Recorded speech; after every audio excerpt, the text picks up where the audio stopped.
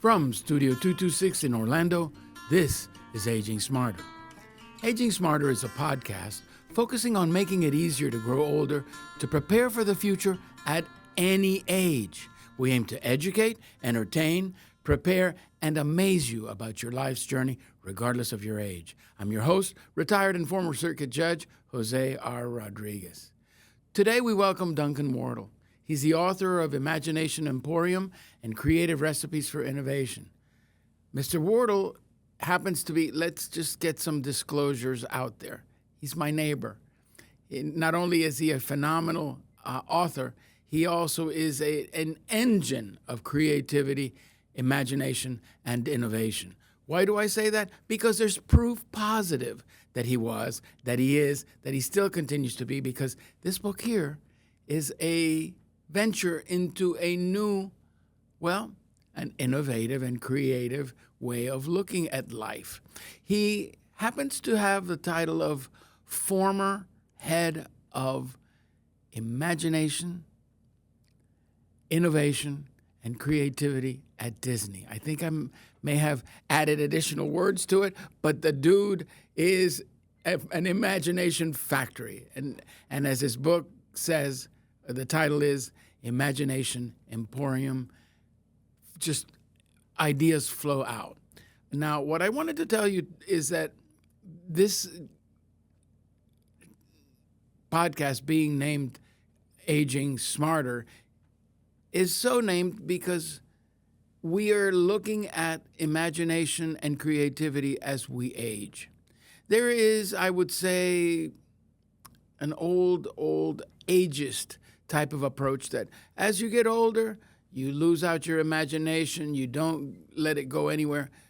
The problem is that is bunk. Why? Because if that were true, a 67-year-old retired individual by the name of Thomas Royen, a German retired statistician, would not have discovered the solution to a mathematical quandary that had been, for 50 years, over 50 years, eluded the most bright minds in the world. Mr. Thomas Royen, while brushing his teeth, discovered the solution to the Gaussian correlation inequality. Now, that's one hell of a mouthful, but if you saw what it took to solve it, the mathematical proof occupied blackboards of, to those of us who are not math whizzes, unintelligible symbols, signs, and, algebra, I guess. But what I want to do is I want to bring on camera to talk to us about creativity and the fact that at any age, creativity works. Creativity hustles. Creativity is what keeps us alive. And here's Duncan Wardle. He'll tell you a little bit more about himself, other than being the head of innovation and creativity at the biggest creativity engine, Disney. Mr. Wardle, welcome. Good morning. Thanks for having me. Former head of innovation and creativity at Disney. Didn't necessarily start that way. I started as the coffee boy in the London office. I used to go get my boss, it's cappuccinos a day, from Bar Italia on Frith Street. And about 3 weeks into the role, I was told I would be the character coordinator. That's the person that looks after the characters to walk around. At the royal premiere of Who Framed Roger Rabbit in the presence of the Princess of Wales, Diana. I was like, what do I do? They said, will you just stand at the bottom of the stairs? Roger will come down the staircase. The princess will come in along the receiving line. She'll either greet Roger or she'll blow him off and move into the auditorium. Now, how could you possibly screw that up? Well, that's the day when I found out what a contingency plan was, because I didn't have one. A contingency plan would tell you if we're going to bring a very tall rabbit with spectacularly long feet down a giant staircase towards the Princess of Wales, one might want to measure the width of the steps through which the rabbit has to come down before he trips on the top step. He's now hurtling like a bullet at torpedo speed, head over feet, towards Diana's head. Whereupon he was met in midair by two Royal Protection officers who just took him out. There's a very famous picture on Reuters of Roger going back like this, two guys in suits diving towards him, and a 21-year-old PR guy from Disney in the back going, shit, I'm fired. So I thought, I got a call from Burbank the next day from somebody called a CMO. I had no idea who that was. And I thought, he's going to tell me I'm fired. And all I heard was, that was great publicity. It's like, who knew I could make a career out of this? And so for the first 20 years I did. I got to have some of the more mad, audacious, outrageous ideas for Disney, Lucasfilms, Pixar and Marvel.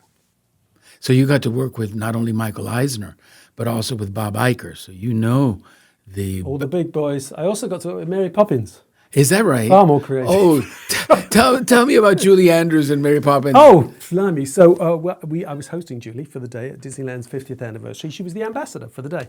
And during the pre-meetings that you have to have with the management company, this chap, very nice chap, said in her rider she will need an electric kettle and a packet of PG tips. An electric kettle for the purposes... So all the Americans looked at me like, what's that? I was like, don't worry, I got it. So I went up to this little tea shop in the north of Hollywood, and I walked in, and there was a little old lady from Yorkshire, and I said, listen, I'm hosting Julie Andrews for the day. I'm going to need a ceramic cup and a saucer and an electric kettle to make the tea and a packet of PG tips, which is the #1 brand of tea in Britain. And she goes, oh, Julie Andrews. Oh, I couldn't possibly take any payment for Julie. So she wouldn't take any payment, bless her. So anyway, I got to host Julie for the day, which was a real honour and a pleasure. And at the end of the day, I happened to mention to her, I said, you don't want the teacup, right? She goes, no, of course not. Why? And I said, well, and I explained that this lady had given it to us for free. She goes, I've got an hour free. Come on, let's go give it back. So we drove up to this shop. Julie walks in. This woman literally hits the floor. And now if you go to her store today, it's enshrined like a museum piece and lit from many different angles. That's unbelievable. That's wonderful. What a wonderful way for someone to, just say thank you. Yeah, it's about being human. You know, and that's the image that we have, those of us who know Julie Andrews from her films and all, that's the image that we have of her. A very kind, I'm sure she could, when she was mad, she could just basically, but we won't go there. So tell me, what else did you experience from a creative standpoint? I experienced it all. But here's the challenge. As we grow up and we get more expertise and more experience, the more reasons we know why the new idea won't work. So we constantly, as adults, we are idea professional killers. Right. So I want to try an experiment. Go for it. We've got $100,000 for tonight's party. Okay. You can pick the theme. It's Star Wars or Harry Potter. What do you want? Star Wars. I'm going to come at you with some Star Wars ideas. I'd like you to start each and every response with the following 2 words. No, because. And then tell me why not. Okay? Okay, so I've got to make something up. Yeah, just say no, because will be the first 2 words you use in each response, and then tell me why. So you're tapping onto my aging creativity. So let's go. So pretty dark room in here. We could turn this into the Death Star Canteen. We could have an intergalactic food and wine festival from Hoth and Naboo and Tatooine. No, because we can't do that. This is restricted airspace. Right. Glow-in-the-dark lightsabers full of our favourite alcoholic liquid.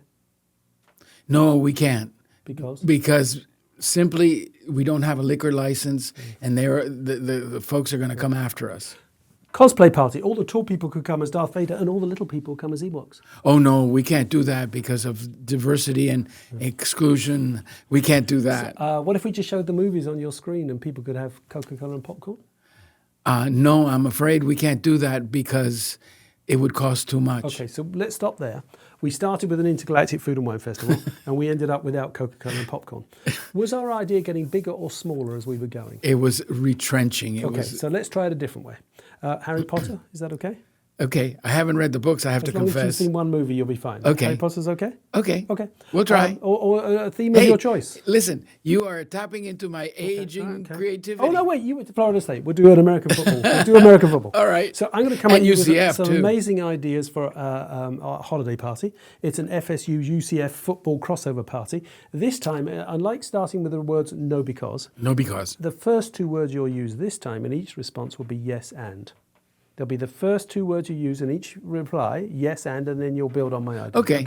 So I was thinking. So it's the opposite. Exactly. We're going to go up to Tallahassee. We're going to take UCF with us, right? And we could have a Knights Indians crossover cosplay party.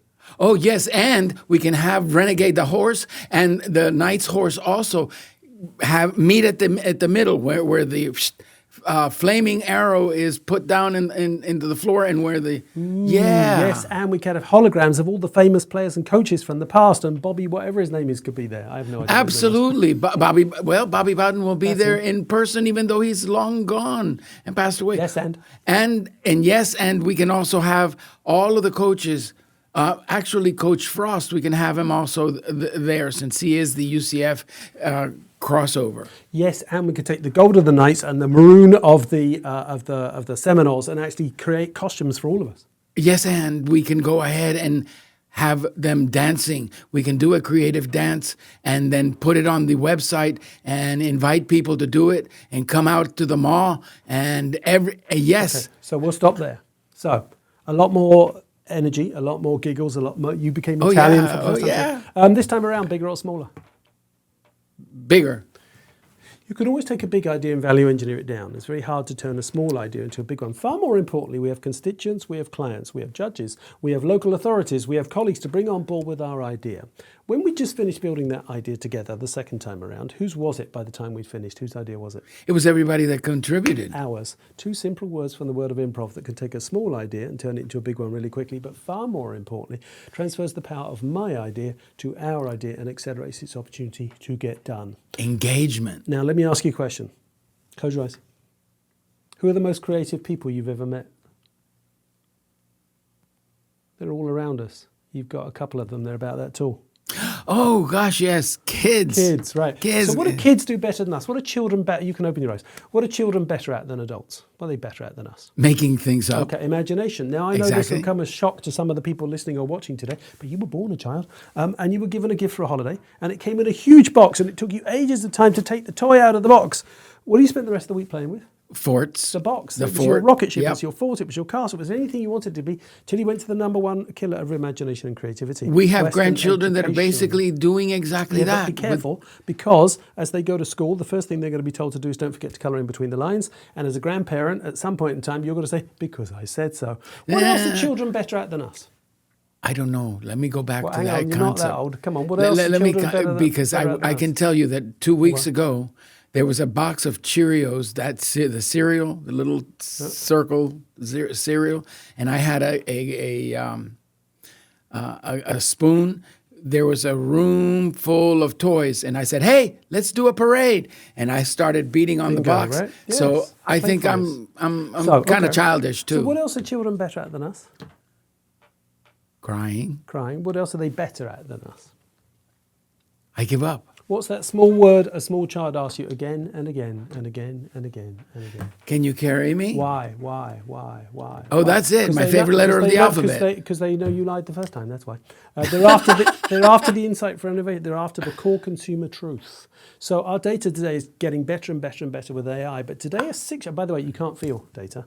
But equally, the insight for innovation comes on the fifth or sixth why, not the first or second. If I were to survey 2,000 people and say, why do you go to Disney on holiday? The number one response I'm going to get is, we go for the new attractions. But if I pause for a moment at childlike, not childish, and say, well, why do you go for the new attractions? Well, no, makes you feel good. I go for the classics. Well, why do you go for the classics? Well, I like it's a small word. Well, why do you like it? But it makes you word? feel good. Well, because I remember the music. Why the music? Well, it's because my mum's favourite ride. We used to go every summer. Why is that important to you 25 years later? Oh, I take my daughter now.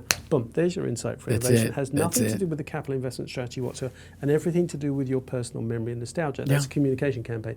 But then we go to the number one killer of curiosity, Western education. And the next thing that we're told to do is stop asking why, because there's only one right answer.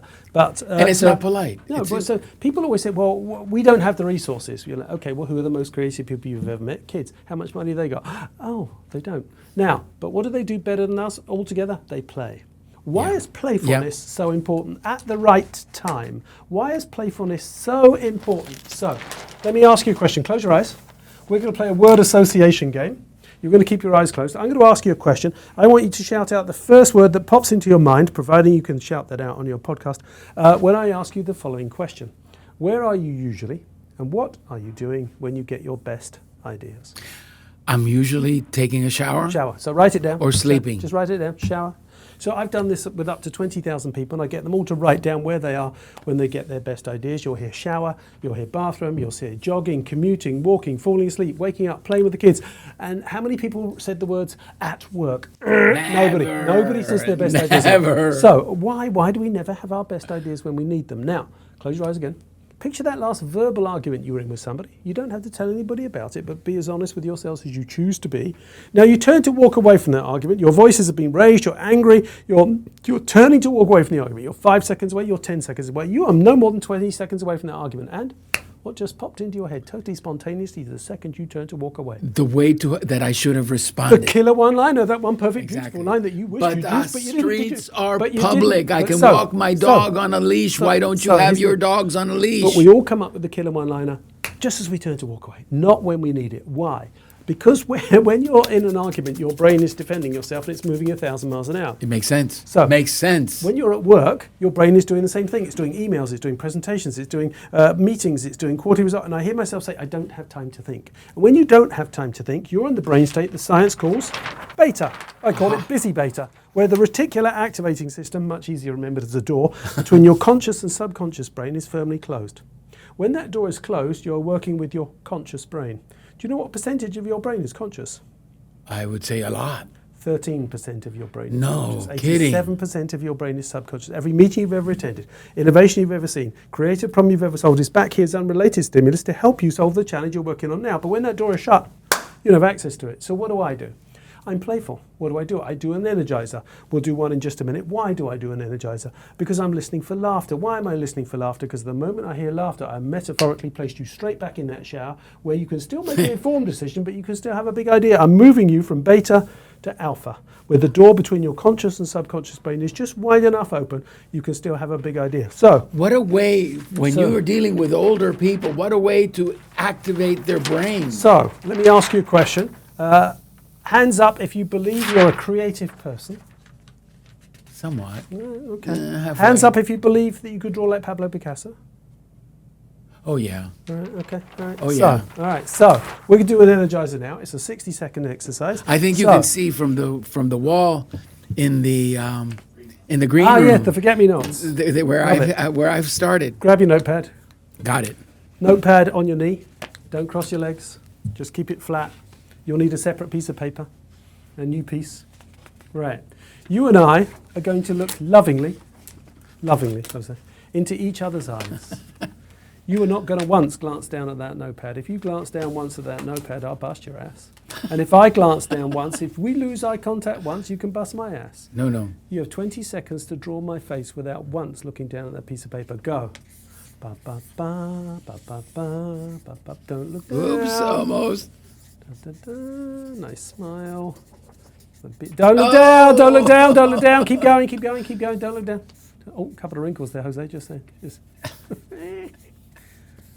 10, 9, 8, don't look down. 7, 6, 5, 4, 3, 2, 1. Share your genius to the camera. See, look, we can all draw like Picasso. Who knew, right? So these are just energizers. They're in the book. They're 60-second exercises specifically to move you from alpha to beta. That's the importance of playful. I don't expect people to be playful every minute of every day.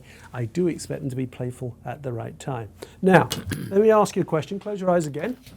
I've got to find it first. I'm glad you're my neighbor and that I trust you. How many days are there in September? 30. 30. Okay, keep your eyes closed. I want you to think about how you knew the answer to that 30 question. days has September, April, June, and November. All the rest of 31. Okay. All right. So except February. Okay. All right, so we'll stop there. So, keep your eyes closed. You remember the rhyme. You can open your eyes. Some of you listening today will have remembered the rhyme. Like heck yeah. Some of you will have put your knuckles together and gone January, February, March, April, May, June, July, August, September, October, November, December. The knuckles are 31. And some of you will have just closed your eyes and said, no, I can just see a calendar with the word September, number 31. 1/3 of the audience, 2/3 of your audience in a meeting and a presentation do not share your preferred learning style. No kidding. You're an auditory learner because you remember the rhyme. How old were you when you learned the rhyme? 6. How did you remember it? Because I heard it. These people, they're kinesthetic. They've got to get up and do something. And these people, they learn by seeing, hence death by PowerPoint, which is why it's visual. So it's just important to include all three in a meeting. But the challenge is, a lot of us, when I hear people say, what are the barriers? They say, well, we don't have the resources. That's not the way we do it here. There are too many regulations where we work. So what if there was a tool that enabled you to break every single regulation, including of the legal industry, metaphorically, to help you come up with new ideas? Now, I've done it. Hands up who likes to break the rules when the boss isn't looking. Okay, there we go. So what if there was a tool that enabled you to actually, metaphorically, break the rules? Boom, boom, boom. This tool was called What If. It was created by a man called Walt, last name Disney.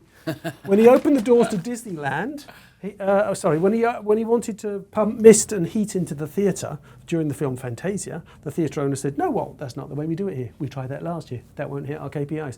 So step one, whatever you're working on next week, Just list the rules. Don't think about them. Just start to think of, if you start thinking of the rules, you'll think of all the reasons you can't break them. So just list them. So Walt listed the rules of going to a movie theatre. I must sit down. I must be quiet.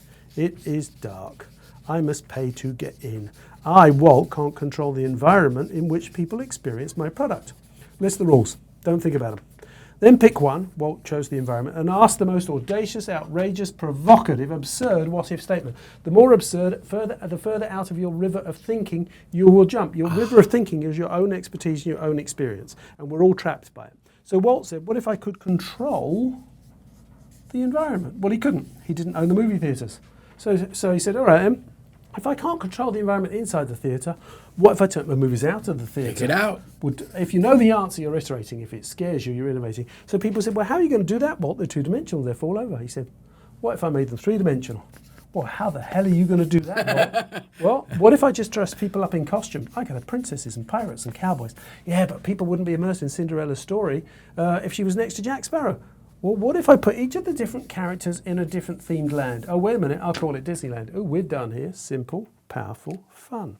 Now, same tool was used by the founder of Netflix. He was so fed up of paying late fees in a Blockbuster. Oh my gosh. He used the same tool as Walt did. He wrote down the rules of going into Blockbuster Video. I must drive to a physical store. I must go during opening hours. I can only take out 3 at a time. They had a very limited stock. I had to return the video. And you have to rewind it. Rewind that little sucker. And if I took it back, I had to pay a late fee. Those were the rules. So he chose store. And in 2005, he just said, what if there was no physical store? He didn't know the answer at the time, but he looked outside his industry. Most insights for innovation come from looking outside your industry. And he found a company called YouTube, only streaming amateur content.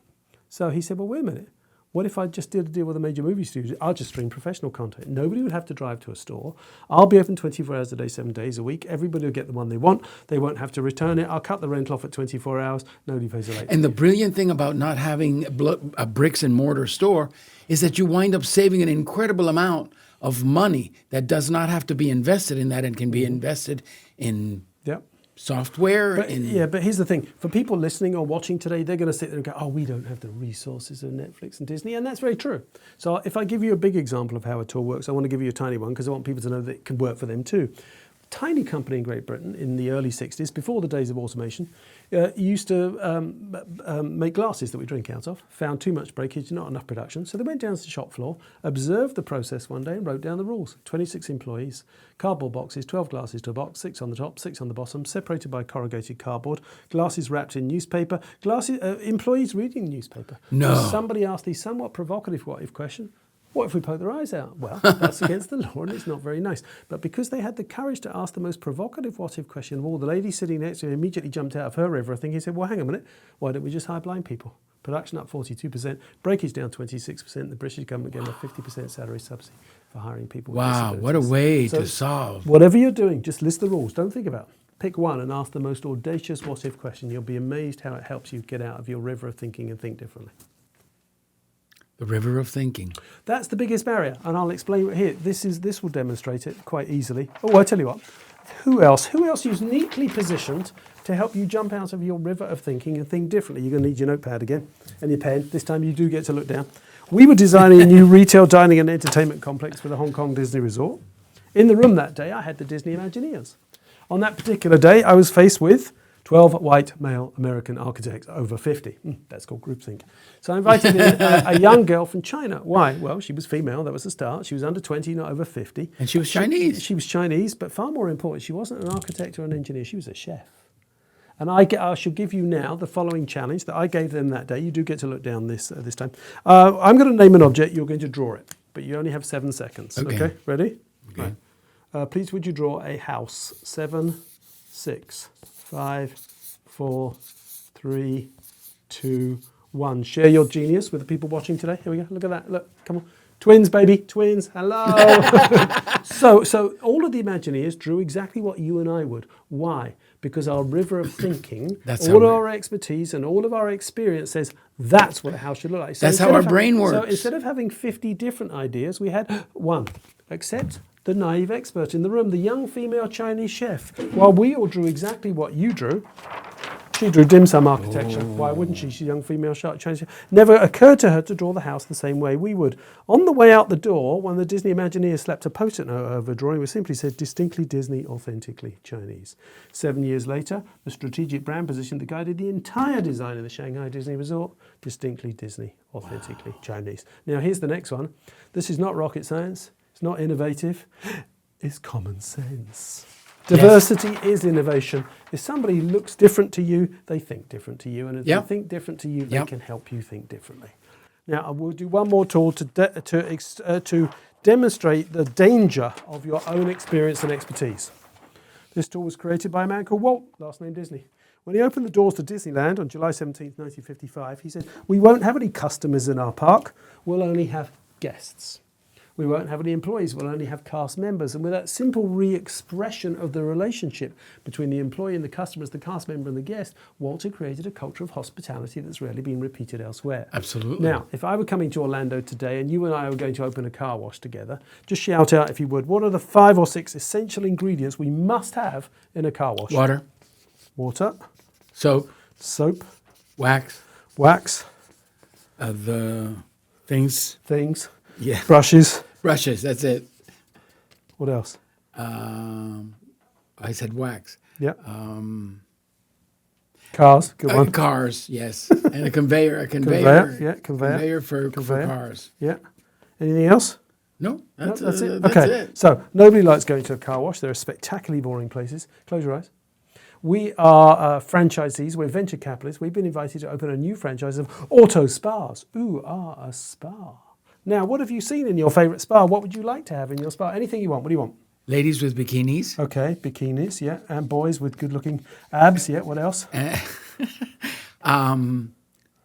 Café con leche. Okay, so we could have a barista to make our coffees. What else? That works. What else do you see in a spa? Your favourite spa that you visit. What's it got in it? What treatments can you have? Oh, gosh, yes. Facials. Facials, okay. Facial, manicures. Mani-pedi. Pedicures. Yeah, what else? What else?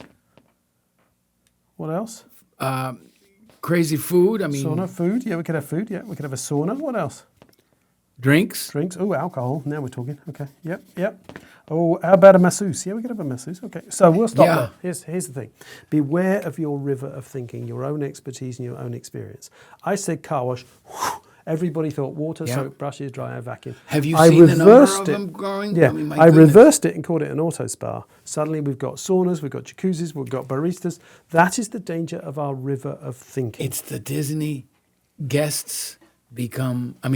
customers become guests. It's the same magic. Yeah, so I was up in New York waiting for an appointment, sat chatting to the young lady behind the reception desk, got upstairs, said to the boss, "Your receptionist, absolutely delightful." He said, "Well, that's nice to hear." He said, "How long were you chatting to her for?" I said, "About 10 minutes, I suppose." He goes, "Well, that's odd." I said, "Well, why is that odd?" He said, "Well, we don't have a receptionist." I was like, "Well, hang on a minute, who the hell was I talking to?" I said, "Well, no, hang on, her name was Sarah. She had a summer dress on because it had no sleeves." He goes, "Oh, Sarah. Sarah's our director of first impressions." Director of first impression? Boom, right? Could have been the reception. That simple re-expression of her form of employment. She jumped out of her river of thinking and empowered to own the space. But it is exactly what she's doing. Yeah. And it's exactly what a receptionist does. That's the danger of our river of thinking. I want to come back to the learning styles, auditory, kinesthetic, and visual. Okay. So when you see a business book in an office, traditionally, where is the book? On the shelf. On the shelf, yeah, alongside all the other ones, right? Yeah. How many have we read? 5%. But by God, they look good on a Zoom call, don't they? They look great on a Zoom call. But we're too busy. We don't have time to read a whole book. So I thought, okay, what non-fiction book have I ever read where I could read one page today, get a step-by-step guide of how to do it in a fun way, but not have to read the rest of the book today? I thought, well, hang on a minute. My mum's cookbook. You want shepherd's pie? Oh, that's right. Shepherd's pie, page 37. That's right. Sherry trifle, page 114. So banana nut bread, page 150. We're all busy, right? People don't have time. So there's the contents page for the logical side of the brain, and then there's the contents page for busy people. So it says, for example, have you ever been to a brainstorm where nothing ever happened? Go to page 175. Fed up with people shooting your ideas down? Go to page 64. Work in a heavily regulated industry? Go to page 60. And then for those of you who learn by listening, each chapter has a QR code in it that you can scan, and it has a playlist from brilliant. Spotify. For those of you who learn visually, I'm now a cartoon character. I can pop out of the book and tell you how to use the tools. And for those of you who learn kinesthetically, this is the first ever fully integrated artificial intelligence book. You can ask the book how to sell more ties from the London School of Economics in February in Orlando using the tool on page 67. And the book, Boom. And the book will answer you. But here's the thing. When I created the book, I had a character called Archie. Why? Because when we ask people where they are when they had their best ideas, everybody says the shower. So I thought, okay, what's Archie's backstory? Well, his great ancestor was obviously Archimedes. Where was he when he had his best idea? In the bath. So exactly. I drew him. The I theory of illustrated him. displacement. We were ready to go to print, and my daughter, who I think you know, walks into the room and goes, Dad, he's an old white guy. You're an old white guy. You can't do that shit anymore. So I had to create 3 new characters for each of the different chapters. Spark is masculine. He introduces you to the creative behaviors. Zing, gender neutral, introduces you to those energizers. And Nova, female, because we know women are smarter than men, introduces you to the innovation tools. Here's the thing. At Disney, we had a 3.5-year wait list for a 2-day voluntary training program. That's when you knew doing something right. You were there. The You hit it. principles of the book are this. Take the intimidation out of innovation for normal, hard-working, busy people. Make creativity tangible for people who are uncomfortable with ambiguity, Gray. Far more importantly, make it fun. If you make it fun, people will use it when you're not around. So there we are. This is awesome. I cannot thank you enough thanks for so much. absolutely opening our minds and our, well. So I want to address where you started. Oh, we're not creative. No, none of us are creative. Are you creative? No, I'm not creative. Bullshit. Sorry. I was thinking I that got word. fed up of working for companies. Oh, we've got the creatives. Oh, they're on the second floor. Give me a break. I define creativity as the ability to have an idea. You all do that every day. You have hundreds. I define innovation as the ability to get that done. That's the hard part. But Yes, it is. when you think about, so I'm working with Google on their DeepMind project. That's their AI project. And you think, well, how the hell are we going to compete with this? Well, you and I will be fine because we'll be retired. I'll be in a small pub in Scotland if you need me. But for those who have to, I asked the girl, the chief engineer, she's 33, she's from India, her brain is as bigger than your office, and I understood about this much of what she had to say. But on this, we agreed. What will be the most employable skill sets for the next 5 to 10 years as AI enters in the mainstream, right? And she said this. She said the things that will be the most employable skill sets for the next 5 to 10 years are the things that will be the hardest for her to program into AI. And what will those little suckers be? Well, guess what? You were born with all 5 of them. You used to play with the box, not the toy. Hello. Yes, you did. I know you did. Intuition. You have 120 billion neurons in your first brain and 120 million neurons in your second brain. The brain with which you make most of your decisions when you say, I went with my gut. We used to ask why, and why again, right? Empathy. Didn't get a chance to cover it today, but that is perhaps the last unique human skill to be programmed. And imagination. There'll be somebody watching this podcast today who imagines the Cleveland Browns will ever win a Super Bowl. It's a spectacular imagination. I'm just teasing. And you can dismiss this because these weren't important our entire careers. They are now. Yeah, it's how do you teach AI to do all of these things? That's going to be the next great river of thinking. Well, here's the thing. Now I'm going to predict well into the future. All right. I'm giving a TED Talk on this in London in a couple of weeks' time. So today this would be your 5th TED Talk. Yeah, I believe so. But this one I get to go see Mum and have a cup of tea. So there you go. There you go. So and a bacon sandwich. This nation does many things extremely well. Bacon sandwich is disaster, and you cannot make a cup of tea to save your lives. But then we drink warm beer, so it's all good. So where was it? Oh yes. Today we want longer life. Yes. And healthier life. Yes. So we have cataract surgery. Yes. We have hearing aids. We have pacemakers. We have prosthetic limbs. The heart is a pump. At some point in the next 100 years, as we want better life and healthier life, we're going to buy a second-hand car. We're just going to take on spare parts. My cousin Barbara has had open heart surgery, and she has a pig valve. Well, see, so we will take on second-hand parts, just like a car. Heart's a pump. They're going to figure out we'll be on our 5th pump 25 years from now. So now, so when you were a kid, how many phone numbers of your mates did you know?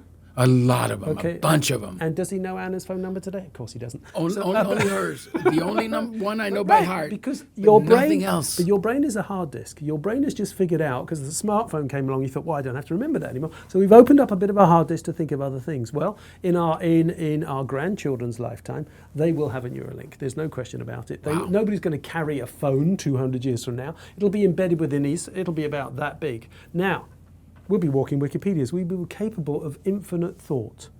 So, as Elon Musk said, agree with him or don't, he said, we will look back 200 years from now and say, you into what? Work? Well, what was that? Now, once the Neuralink comes along, we won't. People are frightened of competing with AI. We won't.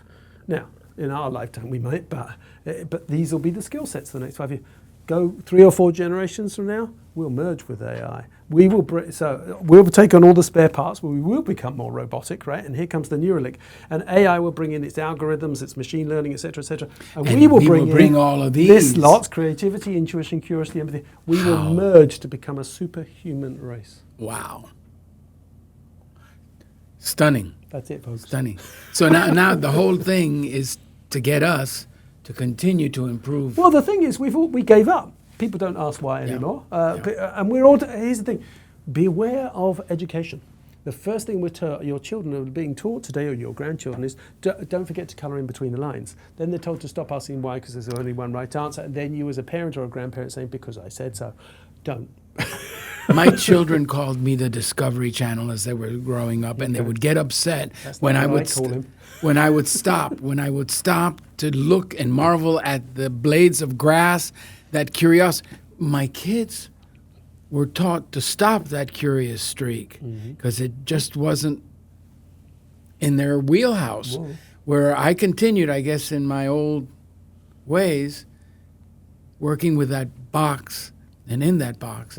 And quite frankly, as far as breaking rules, I was responsible for bringing a revolution in the law here locally, where we had a therapeutic jurisprudence model being applied to adults that kept them from, that made them give up drugs.